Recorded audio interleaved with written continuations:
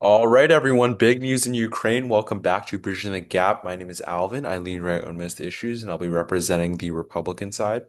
My name is Luke. I lean left on most issues, and I'll be representing the Democratic side.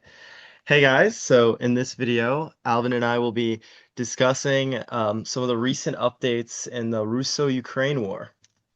Yeah, so obviously this conflict has been happening ever since February of 2022, and so it has been going on for a long, long time. But it seems like a breakthrough might be happening like soon-ish. I mean, we'll go talk about the history of the war and everything in this video, but after that recap, we'll talk about the breakthroughs recently. Just to give a brief overview, though, Trump has been meeting with both President Putin and President Zelensky of obviously Ukraine and Russia. And Mhm. that's huge because the seems like the necessary ingredient to bring peace right now, it seems to be American intervention. And we'll talk about that in this video. But yeah, do you want to talk briefly about what's led up to this moment? Yeah, so back in 2022, this story starts, well, I guess for the most part starts back in 2022 with the Russian invasion of Ukraine. On the grounds of needing to, well, Putin's excuse, the leader of Russia's excuse was in order to denazify the country of Ukraine and create sort of a buffer zone against like Western the Western sphere of influence, I suppose. So it started with this grand invasion of the entire country of Ukraine with deliberate efforts to essentially an initial effort to just attack the Ukrainian capital and all its major cities and just try to annex the entire nation. This initial push in 2022 largely failed because it ended up with the initial offensive focusing on Ukraine's capital of Kyiv falling apart and Russia having to sort of withdraw and regroup and focus on its attacks on the more eastern regions of the country of Ukraine. So, over time, we see this general shift in the war effort from the north of Ukraine, fighting around, lots of fighting around the capital, to a slow sort of eastern push to just annex as much territory as Russia can into their nation. And Ukraine has had various successes with occasional counteroffensives, but for the last maybe year or two, even maybe year and a half, Russia's been consistently gaining ground and pushing into Ukrainian territory. They've completely captured the far eastern Luhansk region, and they are most of the way at capturing the Donetsk region, um, and get with various inroads in other eastern and southern regions. So, yeah, that's kind of the main summary of the war effort and the reason why this war began. Yeah, perhaps also important is the progress of this island in the South, Crimea, which was annexed by Russia in 2014 when Obama was in office. That was a long time ago. And now, of course, you had, the main, I guess you could call this the mainland of Ukraine, although I guess it is split by a river. The eastern mainland of Ukraine has been consistently getting taken by Russia. Now, it's also important to note that some of this eastern region, which people call the Donbass, hmm being Luhansk and Donetsk, was already occupied by Russian separatist forces for a while. And it seems as if a lot of these eastern regions that, speak Russian more, that are more ethnically Russian, that they might favor being part of Russia anyway, although a clean referendum hasn't happened because the ones that have happened are clearly Russian influenced Yeah. and rigged. So we can't really tell if there's a clean referendum until there's a clean referendum in I guess the Donbass region. Although I think Crimea um, might have had one to join Russia, but I'm not sure about that. Regardless, though, clearly it's still Ukraine's territory, and there's no right for Russia to invade Ukraine. So I think we're both definitely in unison that this should not be happening, and that Ukraine, obviously, in the ideal scenario, gets all of its territory back that it deserves. And if Russia was to take, regions that might have wanted to join Russia, that Ukraine should be compensated for that fact. But that is not happening. Obviously, Putin decided like frick it, we're just going to invade them. Clearly, it didn't topple the country, and now 3 years later, we are still looking for some type of conflict resolution. And I guess Yeah. that leads us to the present day, right? Yeah, a few other points I think just worth mentioning just before that. I want to push back a little bit on the idea that Putin just wants to invade this territory because it's like more so ethnically Russian. Yes, generally it's slightly more ethnically Russian than the rest of Ukraine, but the regions that were the most ethnically Russian were annexed or controlled by Russian forces prior to the war effort. Starting in 2014, after Russia annexed Crimea, which was like the most Russian ethnic part of Ukraine, the areas in the Donbass, there were separatist groups funded by Russia and with involvement of the Russian military in those regions, even before the official war as we know it in Ukraine. There was kind of this, so there was kind of a soft sort of war beforehand in those regions. And Russia basically controlled a large chunk of them and those ethnically Russian parts even beforehand. Now they're invading more predominantly Ukrainian regions. They might speak Russian, but ethnically they're Ukrainian. Anyway, but regardless, still invading sovereign I territory. will say I Um, don't I wasn't saying that Russia wanted to invade these areas because they were ethnically Russian. I mean, obviously Putin just wants more territory and more of a buffer from NATO, but yeah, go ahead. Yeah, and one last point I think is important to mention, just generally on the war before we get to present day, is I think obviously like the U.S. involvement is very important to mention because it's just been like such a big political factor. Obviously, since the war began, Biden's been very supportive of Ukraine and basically pumping money, not really money, but old weapons into the Ukrainian war effort. Most of the like he's passed like a slew of bills in Congress, bipartisan, that basically gave a crap ton of old U.S. weapons to Ukrainian forces. Um, Trump obviously ran a campaign that was hostile to that, and I don't think there definitely has not been any new congressional bills passed that support Ukrainian war effort, like the Ukrainian war effort since he's taken office. Um, and I also think it's important to mention, yeah, Trump is just generally hostile toward Ukraine or has a mixed approach to Ukraine. Rather, in 2019, he was like back before the war, he was somewhat supportive in that like he'd give weapons to Ukraine. He threatened to withdraw weapons in exchange for information on like Biden's campaign or something related to because that was the basis of his first impeachment to try to get dirt on Biden through withholding Ukrainian weapons. So he was initially somewhat supportive of Ukraine in the fact he gave them weapons prior. Um, then when he took office again, like when he lost the presidency and then regained the presidency, he started with a hard line on Ukraine, briefly ending intelligence that the U.S. would give Ukrainian forces to help them out. Obviously that very hostile Oval Office meeting with Ukraine with the Ukrainian president a couple of months ago. So yeah, that's kind of the background.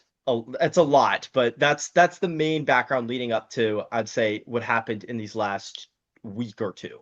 Um, if you want to get to that. Sorry, I yapped a lot there, but Yeah, I yeah. mean, he's definitely had more of a mixed approach, I would say. Even throughout that time where he was quote unquote hostile to Zelensky, he was definitely also being hostile to Putin. He would frequently also just basically talk badly about both sides. He seemed to get very frustrated with no progress being made. Yeah, Perhaps I think it's fair. that might have honestly even been the right approach because clearly Biden's approach wasn't really making peace. Now we're, I think, the most hopeful we've been since the war started towards peace. But that remains to be seen. He sort of bullied Zelensky into like wearing a suit today, I guess. But regardless, I guess we'll move on.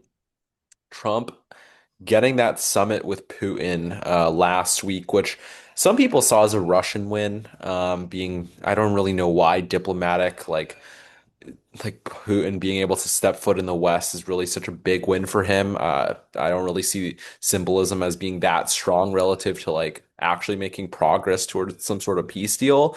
But yeah, I think people overplayed that. I think Putin being here was a good thing. Being in Alaska was a good thing because he ended up, you know, this ended up being a net positive, being that he ceded um, the fact that the U.S. could back security guarantees for Ukraine.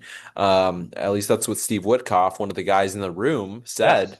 And I think that was a massive win for the West and the U.S. Not really sure how we got that out of him because he was very against that for a very long time. I mean, that's one of the main reasons that I think he genuinely started this war is that he wanted Ukraine to be a buffer state between the Yes. West and Russia. And if we provide NATO, pseudo NATO, like NATO-like guarantees for Ukraine, that just brings Ukraine into NATO pretty much. Yes. Um, and if they have NATO-like guarantees, then at that point we can get them into NATO, and Russia can't even invade that time. So, just seems like a big thing that he's conceding here. Not sure how he got that to happen, but I don't know if you have comments on this. I uh I'll take it with a little grain of salt, but generally I mean I definitely think it's a good thing if we get Russia to accept us giving Ukraine security guarantees. Like one of the main conditions like that has to happen when this war inevitably resolves or whenever it does resolve is Ukraine has to have security guarantees from the US, from Europe, various European countries because if they don't get security guarantees, then it kind of gives Russia free rein to just end the war and invade again whenever it likes. Um, and we can't really have that. That's kind of very it's very reminiscent of like the World War II era where you conceded parts of Czech when Western countries conceded parts of Czechoslovakia to Nazi Germany, and it just kind of kept rolling through. So you have to those security guarantees are definitely a must. The reason to take them with a grain of salt is Russia has repeatedly stated, even after the summit, that Ukraine would not be allowed to join NATO and that Western countries cannot have any forces within Ukraine. So I'm not sure of how much force security guarantees have without, the ability to, move troops throughout those regions, even just like supporting forces. So I or like watchdog forces or whatever. I'm not I'm not sure like how it would really function. Nonetheless, I do think it's progress. And also I do want to push back on the idea that this this summit was not a victory for Putin in some way because I think it was to some extent, it was significant that Putin has been completely isolated by Western countries since the beginning of this war. So I guess if you look at look at it through that lens, then the breaking of this isolation, it shows Putin has more legitimacy than he should have. Like, I mean, I I don't know guess about that point. you need to have him at the table for negotiations. Obviously, I think that's correct. But I don't know. I I think don't there is know. I don't significance to know what breaking the his point isolation. is. I don't know what the point is of trying to say that he doesn't have quote unquote legitimacy. He's the head of a country with thousands of nuclear weapons. Of course he has legitimacy. He's Vladimir Putin. It's No, but not like what like he's doing is legitimate. yeah, You know what I mean? well denying him from talking to the West just makes this war never end. And obviously it's not like saying that if he steps foot in Alaska, that means that he's like the war is legitimate. I mean, I don't think that says that at all. And clearly, Trump has to at least show this guy respect, or he's never going to stop the war. So I personally have never agreed with that angle. However, we do probably need to move on to, Yes. oh, and also it seems like there's progress from even a few months ago where Putin declined to meet Zelensky in Turkey, but now it seems like what was necessary was like a Trump catalyst moment where Putin met with Trump first, then Trump met with Zelensky, and then they're going to meet together. So there's that. But why don't you move on today, since I sort of recapped the Putin summit? Why don't you talk about the Zelensky summit first, and I'll go second. Well, the significant thing I would say that developed from European leaders and Zelensky meeting with Trump. Well, first off, obviously there wasn't really a brawl in the White House this time, which I think is a good thing. It shows solidarity with our European allies, which I think is definitely good to show unity in a time like this. Something that's significant that has really come out of that is the Trump administration's willingness to, potentially provide security guarantees for Ukraine. That wasn't even a given at the beginning of Trump's administration, but now it seems like Trump is willing to entertain the idea of even having some U.S. troops go into Ukraine after the war as potentially a deterrent to a future Russian invasion, which I think is an awesome move. Um, yeah, I think that's like one of the biggest developments. And another big development is there was talk of a trilateral meeting between Trump, Zelensky, and Putin, which I think is good. I'm not entirely sure it will happen, but if it does, I definitely think it's a good move toward peace. Um, Having, the main two countries involved actually having their leaders talk to each other. Um, One potential grain of salt on that is that, Putin has dodged meetings with Zelensky in the past, as you mentioned in Istanbul and Turkey. So there's a small chance, because I always take whatever Russia does with a grain of salt, and I would always, because they've gone back on treaties before. They're a very slimy sort of nation in terms of their leadership. So there's a chance Putin could just be doing all these negotiating tactics and back off in the last second, because Russia has been making gains on the battlefield, and it might just be worth it to them to just kind of stall out any potential US sanctions or whatever to get as much of a gain on the ground as they can. So I don't know. That might be a bit of a cynical take, but again, this is the biggest movement toward peace we've seen at any point in the war, so there is a reason to be hopeful. Yeah, I mean, I agree that you definitely have to take Putin's word with a grain of salt. However, I don't think he needs to do this in order to make more progress. I think it's too big of a gamble to meet with Trump, shake his hand, and Trump is obviously a guy that relies a lot on his emotions. He's a very big ego, and so sort of baiting Trump into thinking that he can make a deal and then backing off at the last moment, insulting Trump's credibility at home as well with American people. I think that would simply enrage Trump to a point where he would start backing Zelensky a lot harder. And if Zelensky's ready to show up to the table with peace talks and Putin dips, I think Trump would be absolutely furious, especially if it's a trilateral meeting that turns into a bilateral meeting. This guy's not going to be happy. And you know how Trump is with his emotions. He is Mhm. sort of goes crazy when people don't bow to him. And I think that would be a big mistake. I think if Putin just wanted to carry on, he didn't even have to show up to the Alaska meeting. He could have just kept going. He could have just Yeah. I don't know, just kept doing the war. He seems like he's But slowly gaining. one also like just like one other you're absolutely correct on that. One other point that I think we just forgot to mention, but I also think is important, is that there seems to be a lower chance at a ceasefire now. I mean, it looks like Trump has kind of adopted the ideology of like wanting to just create a peace deal, like have a peace deal and be done with it. It does not look like there's going to be any like ceasefire during those negotiations, which I think is really interesting, because I think that I don't know. I think that inherently helps Russia to some extent, because Russia could obviously apply pressure on the battlefield, bombing Ukrainian cities, controlling their airspace and waterways, and obviously making advances on the ground during any negotiation. So I don't know. I feel like that gives some like extra I guess power to Russia's negotiating, because they can consistently take more. It makes the battlefield a little more adaptable while peace negotiations may be going on. So I did find that a little bit interesting. That's more of like Putin's sort of Like correct, position. but I also think that you're not getting Putin to the table unless you let him keep doing that. Yeah, that's fair. And you kind of at this point just need to get them both in a meeting room together in the same room and start making moves because at this point enough people have died over inches of land. This is actually getting ridiculous. Um, like people are actually dying for what, a few square feet. So this really needs to end. And I think we're sort of going to end up with a scenario in the end, probably with Western backed security guarantees, perhaps no US.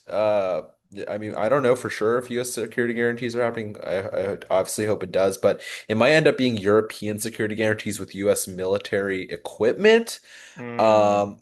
I think which Trump that even is. expressed an openness to U.S. security guarantees. So there's that Yes, too, but but we'll see. I mean, openness is, and Yeah. also recently, I mean, we see that, US weapons are going to be bought in this part of a deal. I think maybe Zelensky was able to sway Trump towards security guarantees with a little economic sort of factor here at play, saying we're going to give the US a few billion, a lot of billions actually, in order to help us out. And I think that's very smart because Trump definitely doesn't want to. He's shown that he doesn't want to be like Biden and just give Ukraine free stuff over and over with no end game. And so getting weapons bought, I mean, Trump's obviously a businessman at heart. He thinks that I bet he loves the sound of money flowing into the US. So Yeah. maybe Zelensky was very smart to bring that up. But regardless, looking at a few betting markets here, US recognizes Russian sovereignty over Ukraine. 29 percent chance is low from like earlier in the talks, but it has jumped right back up. And I think that is sort of going to be the end game. Like maybe U.S. security guarantees, but definitely Ukraine's going to be ceding territory, well, most likely the Donbass region, as well as Crimea formally. And Yeah. Ukraine's likely going to be forced to recognize that as Russian territory. In exchange, Russia will probably give back this southern occupied land. I think that's not part of Crimea and the Donbass, as well as obviously letting Ukraine have NATO-like security guarantees. Also, I don't know. It could be worse for Ukraine. I mean, maybe it's just a freeze front line sort of deal, and that's Oh why no. Russian. No, you don't No, think no, so? wait, wait, wait. I think what's most likely going to happen. Well, okay, it's weird because I definitely think Russia is going to keep pretty much everything it has. Like, if you want to zoom in toward like the northernish border with Russia, like around Kharkiv, there's some little Russian offensives there. I think they might back up out of those regions, but I think generally the front line will basically remain the same. Like Russia's definitely keeping that land bridge connecting it to Crimea for sure. Donbass, the Luhansk and Donetsk regions, Luhansk is definitely all going to Russia because they control all of it right now. Donetsk is a Well, little more complicated. Donetsk is the main sticking point. On paper, I think it probably goes to Russia just because I think it's just like eventually based on where the war is going, that's where Russia's strongest offensives are. If you want to zoom in a bit, this is my map. I made this. I've been making this over the last couple of years. That like these like this is a advances over the last maybe month or two. Like the most the all these red circles, those areas like is where Russia is advancing the fastest, the Donetsk region. So I think maybe Ukraine just ends up ceding it because it might end up losing it if the war continues. But right now, at least Ukraine, Zelensky at least is does not seem willing to cede territory, or they didn't even speak about it really today, as far as we know, in the meeting between Trump and Zelensky. It probably will be brought up during a trilateral meeting with Putin, but the Donetsk region is definitely in a gray area. And Russia also has claims on the more southern regions too, where that land bridge is. The whole of the Kherson and Zaporizhia regions are also Russian claimed. So I don't know. It'll be definitely interesting to see where the territory lines fall because it seems like Zelensky's very hard on wanting to keep every inch Ukraine currently, still yeah, owns. that's very unrealistic at this point. So I think Yeah, he's it he's might be. honestly, it's very unrealistic. I think he's gonna have to give up more than he wants, but he might honestly have to do that because Otherwise, it's just going to keep going on, and I think peace is sort of where we're headed at this point, although it's Hopefully. not. I'm not like super like Yeah, optimistic. I mean it's definitely its highest point yet, I'd say. I'm not like I'm still very skeptical, but if we can get there, that's definitely the benefit. 45% chance of a trilateral meeting by the end of, I guess, summer, I guess you could say, September 30th, sort of like when fall starts. But yeah, this is a very good chance, actually. Almost a coin flip for this to happen is very unexpected. I would not have expected this even a few weeks ago, but. But clearly, breakthroughs have been happening. Both Putin and Zelensky have indicated that they will meet together and with Trump, I guess. So I mean, we're definitely headed in the right direction. Peace deal chances right now hovering at 35% in 2025. Honestly, I'm surprised that this isn't higher, but um, yeah, I guess it's still difficult to see when the war has been going on for 3 years. Like, will it end in the fourth? Who knows? Nobel Peace Yeah. Prize winner here, Trump at 14%. Just a little funny market here. I mean, Trump has ended like a few minor conflicts, like Thailand, Cambodia, or whatever is going on down there.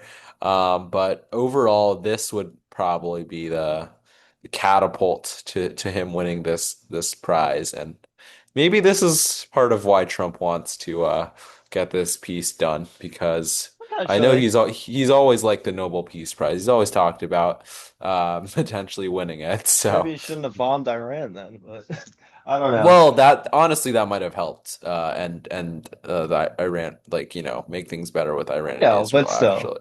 I don't I mean like that probably helped in general, right? But maybe that's too off topic. yeah. I don't know. I think uh okay, I guess I'll just like we'll just kind of close here with both our thoughts on the situation, I guess. I mean, I'll just kind of reiterate that, I'm very, I'm more hopeful for peace than I've been before. I definitely think, um, at the beginning of the war, I definitely was fully in favor of U.S. sending weapons and, defending Ukraine's sovereignty as much as possible. And I think it heavily paid off because Ukraine has gotten a lot of territory back from Russia. But I think definitely over the last couple months, it's gotten to the point where Ukraine has been consistently being pushed back and they're running low on manpower. And I think just strategically, in terms of like keeping a Ukraine that has as much territory as possible, because that's beneficial to the West, it's beneficial to Ukrainians for keeping an independent state. I I I believe that there should be a movement toward ending this war, and I definitely agree with there being a push for a peace process here. And I think the Trump administration is going about it in an iffy way. I definitely have lots of disagreements in how they've approached this issue. I definitely think they've been very rash and irresponsible in how they've handled this issue in a lot of ways.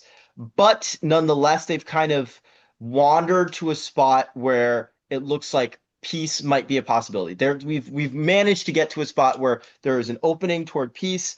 Now it's just a matter of seeing if we can grab it. And that's kind of my take on the issue right now. Yeah, honestly, this used to be one of the things that I really didn't like how Trump was angling towards.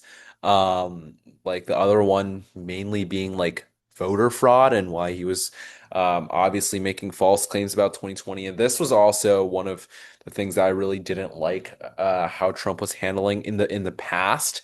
I think he made good points that this conflict started under Biden, and Putin said that he wouldn't have invaded Ukraine if Trump was president in 2022. Is that So true? such flattery. I don't know. Is that true? I mean, he didn't invade Ukraine during Trump, I guess, and he invaded it under Biden and Obama. But regardless, um, it's clear that Trump, whatever he's doing, is this is the most results we've ever gotten, and clearly, to me at least, when you're navigating like geopolitics, results is what matters. Trump sometimes just gets results in like some of the dumbest ways possible, and I wouldn't say maybe what he's doing is like genius behind the scenes. But I wouldn't have been so hostile to Zelensky in the White House personally. Maybe what he's doing is actually going to finally get us results, though. So that's sort of what I care about. And like ending wars. Who really complains about ending wars? Um, like if you're a normal person, right? So I just hope that we get this done soon. Maybe we'll get this done in the next few months, and that would be absolutely huge, I think. That would boost my mood going into the fall for sure. Make things a Yes, lot better. I agree. All right. So yeah, a Is little that it? bipartisanship there. I think we both agree that the wars kind of reached a spot where there definitely should be a push for peace here and a sustainable You peace. know, definitely some Um, bipartisanship here. I wasn't the biggest fan of how Trump was handling this earlier, but I think on the other side of things, if Trump does end up getting a peace deal done, I'm sure you'll give him that credit too. So, yeah. regardless, that is the end of this video. Thank you guys so much for watching. Leave a like if you enjoyed this video. Uh, if you enjoyed this video, comment down below if you have any future video suggestions, and subscribe to the channel because going to the fall semester, we're gonna keep uploading. Um, Hell yeah. and 2025 elections are just around the corner. So, yeah, thanks for watching, guys. See you guys.